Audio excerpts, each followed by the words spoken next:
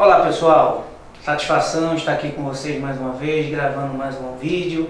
Isso para mim é uma satisfação imensa, porque eu estou tentando passar para vocês o meu conhecimento na área tributária, o dia a dia do nosso escritório aqui de um advogado tributarista, as ações que nós fazemos, as defesas que nós fazemos, como é que nós interpretamos um determinado artigo, um determinado julgamento. Isso aqui é muito importante. Nós temos até um curso presencial aqui no nosso escritório, que nós estamos lançando agora no mês de maio e junho, o nosso 16º curso, onde nós só tratamos da prática jurídica tributária. O meu escritório fica situado aqui em Pernambuco, em Recife, Pernambuco, na avenida principal aqui, que é Agamenon Magalhães. Por isso, quando eu estou gravando os vídeos, muitas vezes aparece um som de ambulância, de uma polícia passando, porque é de moto, de carro, porque é na avenida principal aqui do nosso estado, que tem muitos movimentos de carro, e minha sala aqui é a sala que eu dou a aula desse curso, não é? E não tem essa acústica toda, então se escuta muito esse barulho desse som.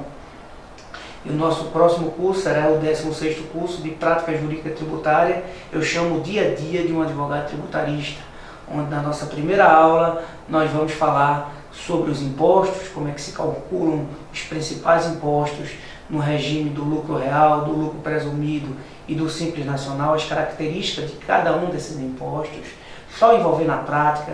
Na nossa segunda aula vamos comentar sobre o processo administrativo tributário, como é que se faz uma defesa perante o delegado da Receita Federal, perante o CAF, que é o Tribunal Superior na Esfera Administrativa, perante o TAT aqui do Estado de Pernambuco, que é o Tribunal Administrativo Tributário do Estado de Pernambuco. Na nossa terceira aula, cada aula em torno de 4 a 5 horas, podendo se estender até um pouco mais, como muitas vezes acontece, nós vamos falar aqui sobre a execução fiscal, analisando, esmiuçando a lei da execução fiscal por completo, cada artigo contando uma história aqui de como foi feita uma defesa, como é que a gente conseguiu defender o nosso cliente naquele determinado artigo, naquela determinada situação, falando sobre embargos à execução, trazendo modelos, analisando casos práticos de exceção de pré-executividade, de uma forma bem abrangente. E por fim, no nosso quarto encontro, eu falo sobre mandato de segurança, falo sobre a Lei 12.016/2009, analisando a lei também, trazendo modelos de mandato de segurança, analisando casos práticos e ação anulatória de débito fiscal, que é o assunto desse vídeo de hoje que eu quero falar com vocês. Referente à ação anulatória do débito fiscal relacionado ao artigo 38 da Lei 6830/80, que é a lei da execução fiscal. Antes de falar essa relação e sobre essa determinada matéria, eu queria, em breves pinceladas, falar para vocês sobre a ação anulatória de débito fiscal. Quando é que ela cabe? A ação anulatória de débito fiscal, pessoal, cabe quando o contribuinte pretende anular aquela pretensão da Fazenda Pública de cobrar aquele crédito fiscal que já está lançado contra ele e que, se ele não tomar nenhuma providência, aquele crédito fiscal vai se transformar certamente em uma execução fiscal, em uma cobrança judicial. Ou seja, a ação anulatória de débito fiscal ou ação declaratória de inexigibilidade de dívida, tanto faz o nome, ambas vão ter o rito ordinário, vai poder existir perícias, vai ter sentenças, vão ter recursos. Se o contribuinte ganhar no final e precisar executar aquele crédito vai ser escrito em precatório. Então, a ação declaratória, anulatória de débito fiscal ou declaratória de inexigibilidade de dívida, você chama como você quiser, visa o contribuinte cancelar, anular um crédito que já está lançado contra ele perante a Fazenda Pública, e se ele não tomar nenhuma providência, a Fazenda vai entrar judicialmente e vai cobrar aquele crédito dele. Ou seja, vai caber em qualquer pretensão do contribuinte contra a Fazenda Pública. Digamos que tem um auto de infração, foi lavrado um auto de infração contra uma determinada empresa, e ele foi intimado para fazer a defesa administrativa e não se defendeu. Então ele já sabe que aquela cobrança em pouquíssimo tempo vai se tornar uma CDA, uma certidão de dívida ativa, que é o título executivo, vai para a Fazenda Nacional para ela formar esse título para poder executar. né? E se ele não tomar nenhuma providência, ele vai ter uma execução fiscal instaurada contra ele, vai ter a penhora de bens, bloqueio de conta e por aí vai. Tem outros vídeos que eu falo especificamente da execução fiscal. Então, cabe contra qualquer débito, qualquer lançamento que a Fazenda já tenha feito contra uma determinada empresa. Não precisa estar escrito em CDA. Basta apenas que já exista aquela cobrança. Ela já tenha notificado o contribuinte que tem aquela cobrança contra ele. Você tem que tomar um certo cuidado só quando for dar entrada na ação anulatória de débito fiscal, porque na ação anulatória de débito fiscal, como falei para vocês, o rito é ordinário. Então vai existir também honorários da Fazenda, caso você não ganhe a ação. Então você tem que tomar muito cuidado com relação a isso, porque depois você não tem como explicar ao seu cliente, se você não for muito transparente. Eu sempre digo para os meus alunos aqui, seja o mais transparente possível com os clientes. Explique para ele a situação, explique para eles que o direito é bom ou não é bom, mas você vai fazer o possível e pode existir essa possibilidade no final de, além dele não ganhar, ele ter que pagar 20% de honorários da Fazenda, caso ele não ganhe a ação anulatória de débito fiscal. É diferente, por exemplo, do mandado de segurança, que no mandado de segurança não tem condenação em honorários.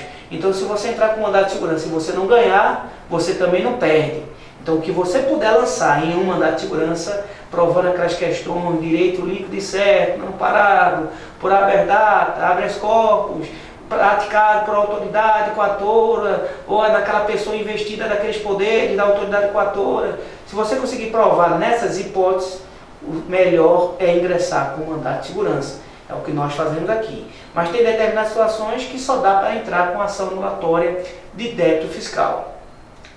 E como o assunto é ação anulatória de débito fiscal, relacionado ao artigo 38 da Lei 6830, o artigo 38 da Lei da Execução Fiscal diz o seguinte: artigo 38, Lei 6830. A discussão judicial da dívida ativa da Fazenda Pública só é admissível em execução fiscal, na forma desta lei, salvo as hipóteses de mandado de segurança, ação de repetição de indébito ou ação anulatória do ato declarativo da dívida. Esta, ação anulatória, precedida do depósito preparatório do valor do débito, monetariamente corrigido e acrescido dos juros e multa de mora e demais encargos. Então, pela lei da execução fiscal, tudo na execução fiscal eu só posso discutir de acordo com a lei da execução fiscal, a não ser nas hipóteses de mandado de segurança, ação anulatória de débito fiscal, esta ação anulatória, desde que, para que eu possa entrar com a ação anulatória, eu deposite o que a Fazenda está me exigindo, com juros, multa, correção, tudo que tem direito. Então, um dia desse, um colega meu me ligou e disse: Ricardo, eu estou fazendo uma ação anulatória para discutir um débito que está sendo cobrado de um cliente meu, mas o artigo 38 da Lei da Execução Fiscal diz que eu só posso entrar com ação anulatória se eu fizer o depósito da dívida com a correção, juros, multa. Então, é necessário que eu faça esse depósito? Eu disse para ele: não, não é necessário. Porque a jurisprudência entende, inclusive já tem uma súmula aqui que eu vou ler para vocês, do antigo tribunal, do extinto Tribunal de Recursos Federais, que diz que não é requisito para entrar com ação anulatória fazer esse depósito que é previsto no artigo 38. Por quê? Porque assim estaria se privilegiando aquelas empresas que tinham um poder econômico maior. Porque quem tivesse condições de pagar o que a Fazenda estava exigindo, tinha direito a entrar com uma ação anulatória e fazer sua defesa. E quem não tivesse condições não ia poder nunca entrar com ação anulatória, porque a lei diz que só poderia entrar com ação anulatória quem tivesse condições de pagar a dívida com as devidas correções, depositar naquela ação anulatória. Então os tribunais entendem, a unanimidade, que esse artigo 38 não é requisito para se entrar com ação anulatória. Agora, porém, se você entra com ação anulatória e faz o depósito do valor integral que a Fazenda está lhe cobrando, ela não vai poder depois lhe executar para cobrar aquele débito, porque você já entrou com ação anulatória, você está discutindo o débito naquela ação anulatória e você já garantiu a dívida com o pagamento naquela ação anulatória. Então ela não vai poder lhe executar. Se ela lhe executar, automaticamente esse processo da Fazenda Nacional, essa execução fiscal, tem grandes chances de ser indeferido, de ser extinto, porque você já entrou com a ação anulatória e fez o depósito do valor integral da dívida. Agora, como na maioria dos casos as empresas entram com ação anulatória e não fazem o depósito de nada, o que é que se entende? Que a Fazenda, se você entra com ação anulatória e não faz o depósito, não vai impedir da Fazenda lhe executar depois. Ou seja, por que isso? Porque pelo princípio da supremacia do direito público sobre o direito privado. Senão, todo mundo que tivesse um débito, que a Fazenda estivesse na iminência de cobrar, entrava com ação anulatória, não fazia o depósito e a Fazenda não ia poder lhe cobrar. Então, o que é que se entende? Repetindo para vocês. Se eu entro com a ação anulatória e faço o depósito de acordo com o que está previsto no artigo 38, a Fazenda não vai poder me executar, ela vai ter que discutir comigo aquele débito, se é certo ou errado, na ação anulatória na qual eu fiz o depósito. Agora, se eu entro com a ação anulatória e não faço depósito nenhum, eu vou poder entrar com a ação anulatória, ela vai ser processada e vai ser julgada, porém isso não vai impedir a Fazenda de entrar com a execução e cobrar aquele crédito que ela está exigindo. Pelo princípio da supremacia do direito público sobre o direito privado. Isso, inclusive, está na súmula 247 do extinto Tribunal Federal de Recursos, que diz o seguinte: não constitui pressuposto da ação anulatória do débito fiscal o depósito de que cuida o artigo 38 da Lei 6830/80. Por fim, pessoal, eu só queria relembrá-los que, pelo artigo 151 do Código Tributário Nacional, inciso 5º, a concessão de tutela antecipada em outras medidas judiciais, entre elas a ação anulatória, é causa de suspensão da exigibilidade do crédito tributário. Então, se eu entrei com ação anulatória, não fiz depósito de nada, solicitei ao juízo que concedesse uma tutela antecipada, uma liminar, para suspender aquela cobrança da dívida, evidentemente. Hoje não é mais tutela antecipada, hoje é tutela de urgência, com a mudança do novo CPC, onde os requisitos são praticamente os mesmos. Mas se eu entro com ação anulatória, peço uma tutela de urgência e o juiz concede essa tutela de urgência, suspendendo a exigibilidade daquela cobrança, a Fazenda vai poder me executar de todo jeito, porque eu não fiz o depósito na ação anulatória. Eu apenas consegui uma tutela antecipada, que é causa de suspensão da exigibilidade do crédito tributário. Porém, quando eu for me defender na execução da Fazenda, eu vou tirar cópia dessa ação anulatória todinha, vou informar o juízo da execução fiscal que foi concedida uma tutela, suspendendo a exigibilidade do crédito tributário. Então, praticamente, eu vou atrapalhar em muito o andamento daquela execução fiscal. Eu já tive casos em que aconteceu isso, o juiz determinou que ficasse suspensa a execução fiscal até o julgamento da ação anulatória. Então, varia o entendimento de cada julgador com relação a isso, mas atrapalha demais quando você entra com ação anulatória, principalmente quando você consegue uma tutela suspendendo a exigibilidade do crédito tributário. Eu tenho um caso aqui para encerrar de um cliente nosso, eu conto esse caso até nas aulas do meu curso, que ele pagava IPTU e taxa de limpeza pública muito alto. E um certo dia chegou para mim e disse: Ricardo, eu estou pagando aqui na minha empresa R$12.000, R$13.000 de taxa de limpeza pública e o caminhão do lixo sequer entra aqui na minha rua, porque ao redor da minha empresa, uma favela cercou minha empresa todinha e só tem um caminho muito estreito e sou eu que tenho que recolher todo o meu lixo, colocar nas caminhonetes, levar no órgão responsável aqui no nosso estado, que a gente chama ENLURB. Ela emite a nota fiscal, eu descarrego todo o lixo lá, faço tudo isso todo mês, tenho todos os comprovantes. Então eu sou obrigado a recolher todo ano R$12.000, R$13.000 de IPTU. Se não existe a contraprestação do serviço para mim, eu disse que não. Porque um dos requisitos para que exista a cobrança da taxa de limpeza pública, é que exista a contraprestação, por exemplo, taxa de iluminação, taxa de limpeza pública, taxa de bombeiros. E no caso aí não houve a contraprestação. Não existia, nós tínhamos comprovante que ele que recolhia o lixo levava o lixo para os órgãos responsáveis, digamos assim. Então o que aconteceu? Nós entramos com ação declaratória de inexigibilidade de dívida, de cobrança, acumulada com redução da testada fictícia. Por quê? Porque quando ele foi reclamar na prefeitura, esse fato foi até pior, porque a prefeitura foi lá, mandou uma fiscalização e viram que a metragem da empresa estava errada, estava menor do que estava no carnê do IPTU, então aumentou de 37 para 127 metros quadrados o valor venal do imóvel e, evidentemente, cobrou a maior IPTU de um ano para o outro, então foi até pior. Então a gente entrou com ação declaratória de inexigibilidade ou ação anulatória, como disse, tanto faz, né, questionando essa cobrança da taxa, bem como esse aumento da testada fictícia, onde houve perícias e tudo mais.